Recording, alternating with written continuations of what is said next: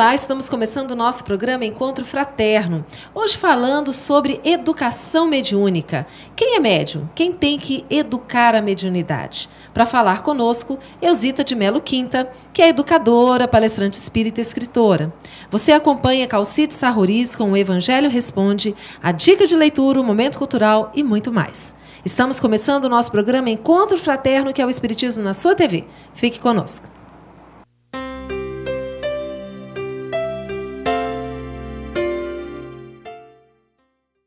Hoje recebemos para um bate-papo a nossa querida amiga Eusita de Melo Quinta. Eusita, bem-vinda ao Encontro Fraterno. Muito obrigada, Ivana. Muito obrigada a todos os telespectadores que estão conosco no Encontro Fraterno. Que Jesus nos abençoe, que os bons espíritos nos amparem para que a gente tenha um programa tranquilo e que traga realmente informações pertinentes. Muita paz. Falando sobre mediunidade, não é? Sim. Educação da mediunidade. Quem é médium? Todas as pessoas são médiums? Olha, se nós formos perceber, a grosso modo, inclusive diz o livro dos médiuns, todos somos médiums. Mas, aí vem um mas. Porém, só são considerados médiums ostensivos aqueles que promovem fenômenos. Então, de repente, nós temos uma certa dificuldade de entender isso. Em toda a doutrina nós encontramos, porque essa sensibilidade, o dom da mediunidade, realmente é o sexto sentido da humanidade. E ela tem uma função evolutiva, porque à medida em que nós crescemos em espírito e verdade, a sensibilidade aumenta. E isto vem para nos auxiliar a entender que, mesmo mergulhados no plano material, somos espíritos imortais. E como espíritos imortais, devemos viver como espíritos, não esquecer esta condição. Então é aí que surge a mediunidade como aquela luz prometida por Jesus para nos colocar a todos na direção certa da conquista de nós mesmos. Quando você fala que, a grosso modo, todos nós somos médiuns, como assim? Por quê? Mesmo aqueles que não produzem nenhum tipo de fenômeno. Como assim? Por quê? Todos nós temos em nossa composição, didaticamente, Kardec coloca apenas 3 corpos. O corpo físico, o corpo perispiritual e o espírito. E esse perispírito, ele faz a adequação entre o ser real, o espírito e a vestimenta. E esse perispírito é o nosso corpo de relação com as 2 dimensões. Então, o que é que acontece? Vamos fazer uma pergunta. Todo mundo sonha? Todo mundo sente assim um calafrio? Todo mundo tem alteração de humor? Fica triste ou fica alegre? Todo mundo tem assim, de repente, uma inspiração? Uma boa ideia ou uma má ideia? Todos nós mudamos de opinião, de repente, como um Fiat Lux que acontece? Isso não surge do nada. Nós temos acompanhantes. E a partir das nossas escolhas, nós definimos as nossas companhias. E somos ponte entre 2 mundos. Diz Emmanuel que a mediunidade é uma ponte por onde transitam anjos e demônios. Quer dizer, bons e maus espíritos. Dependendo do quê? Da nossa atitude, da nossa escolha, do nosso posicionamento perante a vida. Ou seja, esses espíritos que estão nos influenciando aqui, são espíritos de pessoas que já viveram aqui na Terra? Sim. Nós temos informações, dizem os espíritos, que nós temos 22 bilhões, alguns dizem 24 bilhões de espíritos vinculados à evolução do planeta Terra. Ou viveram aqui, ou fazem investimento nos que estão aqui, para que a gente cresça, aconteça e apareça. Então nós temos essa conexão, nós não estamos sozinhos em nenhum ponto do universo. Deus, a inteligência suprema, criadora de todas as coisas, nos fez a sua imagem e semelhança. O que é isso? Inteligências a caminho da perfeição absoluta. E é nisso que nós temos que focar, para vivermos mais, para vivermos melhor. Agora você poderia colocar, mas a doutrina espírita tem pouco mais de 150 anos, e antes disso? Fenômenos mediúnicos pululam no mundo desde que o mundo é mundo. Se você for consultar a história de todas as civilizações, você verá o campo dos iniciados, você verá que se consultavam os oráculos, que vários imperadores não iam para uma batalha sem consultar os seus adivinhos, os seus sacerdotes. Então, quer dizer, essa conexão é de sempre. Nas pinturas rupestres das cavernas, o que é que você encontra? Você encontra a inserção de ideações. Por exemplo, vamos fazer uma caçada, então vamos focar aqui qual será o nosso objetivo, já registrando os sonhos. E nós sabemos, através de André Luiz, sobretudo por Evolução em Dois Mundos, que a humanidade sempre foi regida, conduzida, amparada pelo plano espiritual. Então, somos esses intermediários, sim, porque somos ainda bebês espirituais e precisamos de um acompanhamento. Você duvida? De forma nenhuma. Nós vamos agora para um breve intervalo, mas você acompanha antes a dica de leitura da semana. Voltamos já já.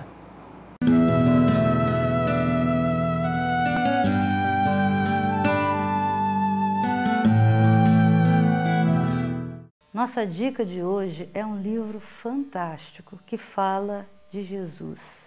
Boa Nova.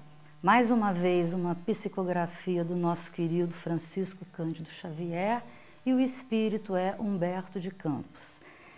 Esse livro relata fatos acontecidos durante o messianato de Jesus. Nós temos ali uma história sobre Maria de Magdala, nós temos uma história sobre os apóstolos, enfim, são vários capítulos nos mostrando a vida, o dia a dia de Jesus e seus apóstolos. Nos possibilita vivermos momentos intensos, como se nós estivéssemos transferindo-nos para aquela época e nos acrescenta a nível de conhecimentos e de aprendizagem. Leiam Boa Nova, de Humberto de Campos, um livro que nos conduz realmente à paz e a meditações, nos possibilitando maior serenidade. Boa leitura!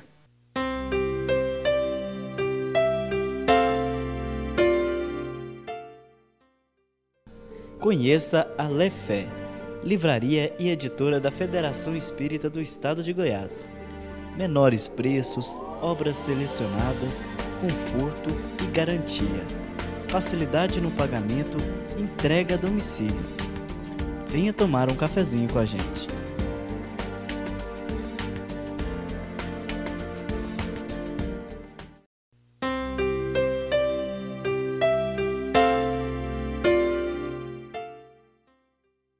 Estamos de volta hoje falando sobre educação mediúnica com Eusita de Melo Quinta. Eusita, quando você fala então dessa mediunidade que se tem registro em todas as fases da história da humanidade, isso quer dizer que a mediunidade ela não é exclusiva dos espíritas? Não. Por que as pessoas não se percebem como médiums? Olha, talvez por preconceito, talvez por um senso de egoísmo muito arraigado, porque veja só, você perceber que milhões de olhos nos observam, como diz, uma multidão de olhos nos observam, como diz o apóstolo Paulo. Ou você entender com a questão 459 de O Livro dos Espíritos, que na verdade são eles que nos dirigem, É um pouco assim, uma pancada muito grande na nossa voluntariedade, no nosso princípio de egoísmo, porque nós queremos ser nós mesmos, mandar em nós mesmos e podemos fazer isso. Mas, na verdade, muito mais do que imaginais, eles vos dirigem, desde sempre. Por exemplo, os santos da Igreja Católica, com todo respeito, só foram canonizados em função da mediunidade ostensiva, em função dos fenômenos que promoveram, fenômenos de cura, fenômenos de transporte, fenômenos de desdobramento, fenômenos de visão à distância, fenômenos de psicometria. É isso que consta nos anais. A faculdade ou a possibilidade de produzir efeitos diferenciados daquilo que se considera, entre aspas, natural. Então, são espíritos que desde sempre se vincularam a essa orientação da outra dimensão e fizeram a diferença para a comunidade, para a humanidade, para a própria igreja. Agora, e o Espiritismo? O Espiritismo, o Consolador prometido, aquela luz que Jesus nos prometeu para trazer as explicações do que Ele não nos pôde dar quando conosco esteve pessoalmente, o Espiritismo simplesmente veio fazer o quê? Veio metodizar, veio organizar esta questão da fenomenologia. Então, o Espiritismo é essa bênção, é essa escola que traz para nós um livro fantástico, lançado em 15 de janeiro de 1861, que muita gente às vezes não conhece, que é o Guia dos Médiuns e Evocadores, o livro dos médiuns. Então, isso aí traça para nós o roteiro seguro da mediunidade com Jesus e Kardec, onde a gente deixa de fazer estripulia e passa a tratar com seriedade esse sentido que é uma conquista, é uma fatalidade evolutiva da humanidade. Por que eu digo que é fatalidade evolutiva? É o seguinte, a gente foge em nossos roteiros, a gente cruza os braços para a necessidade do aperfeiçoamento, mas chega um momento em que essa fatalidade nos visita, é o basta. Agora, nós temos que ser mais sensíveis. As nossas percepções irão aumentar. Para quê? Para que a gente se corrija. Porque Deus dá a mediunidade aos bons para que se fortaleçam no bem e aos maus para que se corrijam, como esclarece Allan Kardec. É por aí. O que determina se uma pessoa terá uma mediunidade ostensiva ou não? Isso já é pré-determinado? Quando eu vou reencarnar, já consta no meu planejamento reencarnatório que eu terei essa mediunidade, que eu terei que fazer algum tipo de uso dessa mediunidade? Capítulo 3 do livro Os Mensageiros. Perfeito, analisando esta condição. Quando se processa o nosso projeto reencarnatório, o corpo perispiritual, ele é trabalhado para que haja essa possibilidade de uma soltura maior nos núcleos, nos fulcros dos centros de força, para que, então, cada um de per si possa, de acordo com esse afrouxamento, possa, de acordo com o trabalho no arcabouço cerebral, cumprir a sua função, a sua tarefa.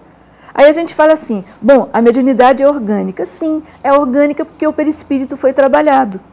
Porque a aglutinação celular, no momento da concepção, então esse corpo que foi trabalhado vai gerenciar o quê?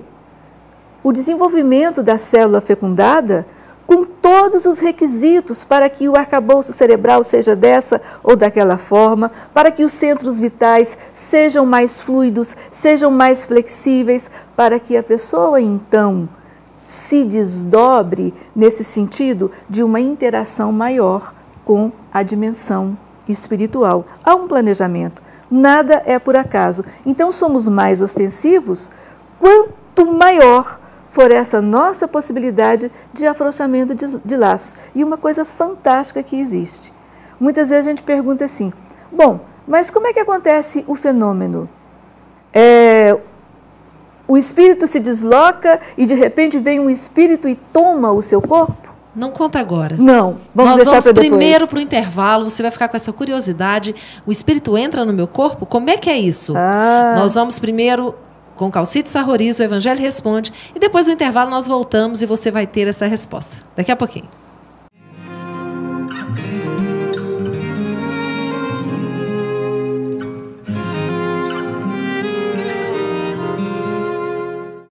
Mateus, capítulo 24, versículo 27, especificamente ele. Olhem só a informação que Jesus nos dá.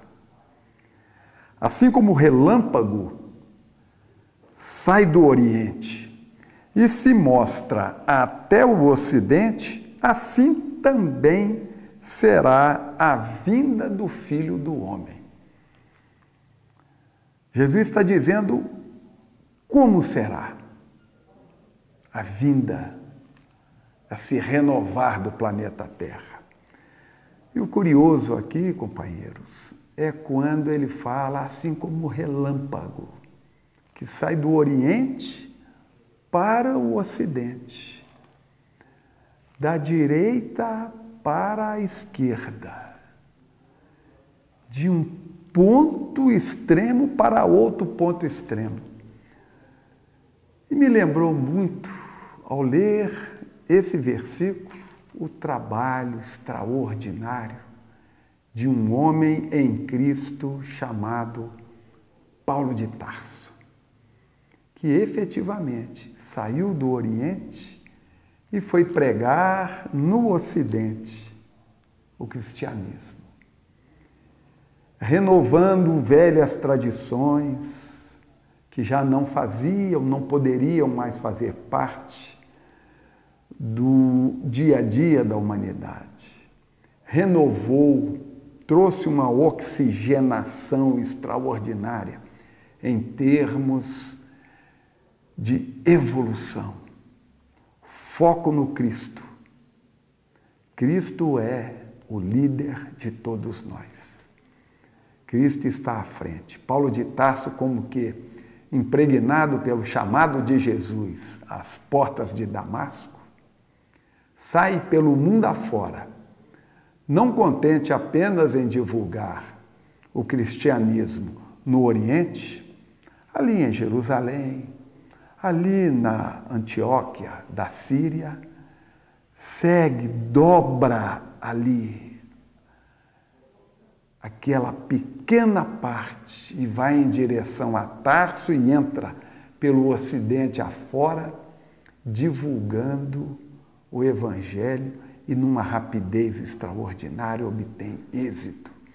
As comunidades cristãs formadas por Paulo de Tarso em muito pouco tempo, o sabor do seu verbo, do seu entusiasmo, levou a mensagem de Cristo conforme previsto aqui por Jesus, como um relâmpago, do Oriente para o Ocidente.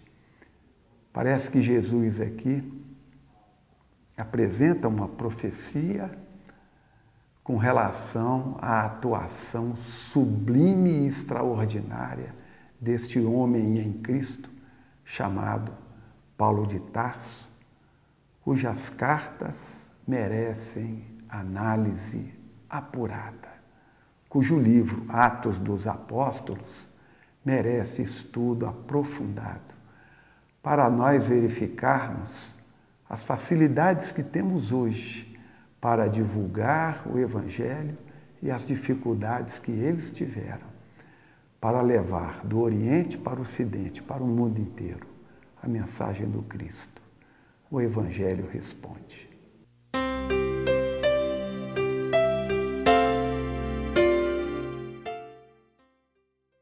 Conheça a Lefé, livraria e editora da Federação Espírita do Estado de Goiás. Menores preços, obras selecionadas, conforto e garantia. Facilidade no pagamento, entrega a domicílio. Venha tomar um cafezinho com a gente.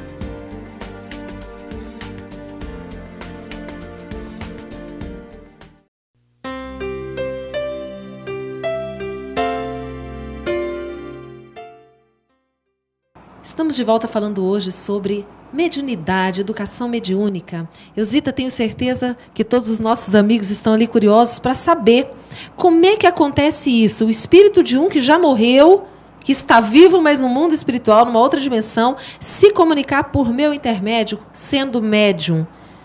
O espírito toma o meu corpo? Missionários da Luz, capítulo 2, a epífise. Temos uma glândula especial para isso. A glândula da mediunidade. Aliás, a glândula da conexão com o mundo espiritual. O espírito não entra no seu corpo porque, pela lei da física, dois corpos não ocupam o mesmo espaço. Isso é uma lógica. E para os conhecimentos espíritas também não é diferente. Então, esta glândula, a epífise, o que é que ela faz? Ela capta as vibrações eletromagnéticas dos espíritos que se aproximam de nós, do corpo perispiritual, e dá à região cerebral responsável pelo tipo de fenômeno os estímulos que serão processados para que o fenômeno ocorra. Simples assim. Se nós temos um corpo, se nós temos essa máquina maravilhosa que é o cérebro, ainda pouco conhecido pela nossa ciência, e nós chegaremos lá, o que é que acontece? Tudo acontece naturalmente. Todos os fenômenos podem ser cientificamente explicáveis. A física quântica, a medicina está se aproximando. O mundo está se voltando para essa realidade. Os chamamentos são muitos. Antigamente você via os filmes no cinema, violência, violência, violência, violência. Agora, fenômenos, fenômenos, fenômenos. A humanidade toda está sendo chamada, gente. É uma realidade. E abençoado aquele que tem o conhecimento da doutrina espírita para saber entender que desde o profeta Joel, quando se dizia, vossos velhos terão sonhos, vossos jovens profetizarão, é isso que nós estamos vivendo. E olha só, desde lá, vossos velhos terão sonhos. É mais fácil, é menos desgaste para quem já viveu, para quem já doou as suas energias. E os jovens, na flor da idade, profetizarão porque estão com fluido vital estuante, vão ser usados. Digamos então que uma pessoa se perceba como médium, começa a observar esses fenômenos acontecendo na sua vida, coisas inexplicáveis que acontecem, de repente começam a ver os espíritos, a ouvir os espíritos querem se comunicar por meu intermédio, seja por meio da fala ou da escrita. O que eu faço? Eu devo procurar a casa espírita? Como é que eu faço para educar essa mediunidade? Para educar essa mediunidade, procure a casa espírita, estude. Porque uma coisa é o potencial mediúnico, outra coisa é o desenvolvimento desse potencial. Muita gente acha assim que ser médium é receber espíritos. Os loucos recebem espíritos, os epiléticos recebem espíritos, os que vivem alcoolizados recebem espíritos, os que vivem dopados, drogados, facilitam a penetração da comunicação espiritual e não têm mediunidade desenvolvida. Então, não basta ser médium ostensivo. Ter a mediunidade no sentido empírico, quer dizer, o fenômeno acontece através das minhas condições naturais. O interessante é desenvolver, é dar a esse fenômeno um senso de utilidade, é desenvolvê-lo, porque como uma fatalidade evolutiva, chega aquele momento em que eu tenho que ter a noção das duas dimensões espirituais e me portar como tal. Estou na Terra, tenho as minhas obrigações, a minha profissão e a minha condição de servir. Como? Como medianeiro. e a casa espírita tem os cursos adequados. Agora, não adianta pensar que eu vou desenvolver a mediunidade simplesmente sentando à mesa e recebendo espíritos. Eu vou desenvolver a mediunidade me transformando para o bem, para o amor, para a caridade e para o conhecimento espiritual. Bom, então nós estamos vendo aí observações muito valiosas e importantes para nós que estamos vivendo aí esse momento de uma mediunidade que possa estar aflorando, acontecendo na vida de cada um de nós. A Ilzita, inclusive, nos orientou ao estudo de obras como o Livro dos Médiuns, obra básica da codificação espírita, outros psicografados por Chico Xavier, ditados pelo Espírito André Luiz, como Os Mensageiros, Missionários da Luz. E fica aí, então, o convite para que nós possamos aprofundar os estudos acerca da mediunidade. Ilzita, qual seria a sua mensagem final, então, para os amigos que estão nos acompanhando e que estão vivendo, muitas vezes, esse drama de uma mediunidade aflorando? Olha, se desse para o Egídio colocar na finalização desse bloco a música Médiums, do Gladstone e do Tim, seria, na verdade, a melhor mensagem que poderia deixar, porque ela é completa, altamente doutrinária, né? E, na verdade, começam os primeiros versos dizendo assim: em verdade eu vos digo que se eles se calarem, as pedras é que falarão. Então nós chegamos a um momento do nosso ciclo evolutivo em que o fenômeno pulula à nossa volta. Nós tivemos um despertar no século XIX com o advento da doutrina espírita e parece que nessa fase de transição nós estamos passando quase que pelas mesmas circunstâncias, só que com uma diferença. Nós temos condição agora de tratar os fenômenos com bastante seriedade, de conduzir as pessoas que, de repente, estão sofrendo enfermidades simplesmente por questões de uma mediunidade não entendida, não percebida, não bem canalizada. Então, essa é a tarefa da doutrina espírita. Bom, nós agradecemos, então, a Ilzita por estar aqui conosco. Ilzita, esperamos que você esteja conosco muitas outras vezes. Que Deus nos ajude. Em breve, um novo quadro no programa Encontro Fraterno, apresentado pela Ilzita, juntamente com a Ilzi, que já esteve aqui conosco no programa. E vamos verificar a possibilidade de colocarmos Tim e Vanessa cantando Médiuns, não é, para o nosso deleite. Você ainda assiste o Momento Cultural e o nosso programa está chegando ao fim. Fiquem todos com Deus, tenham uma ótima semana e até breve.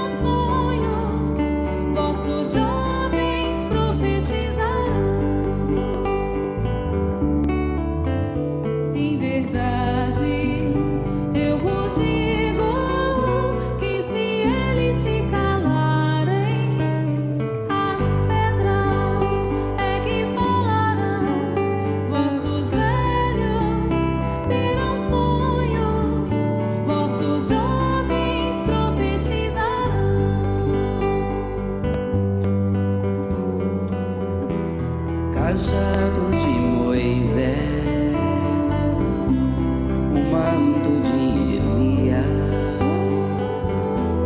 escada de Jacó, as visões de Jeremias, hoje médiuns, antes profetas, faculdades não mais ocultas. Quantos falam, quantos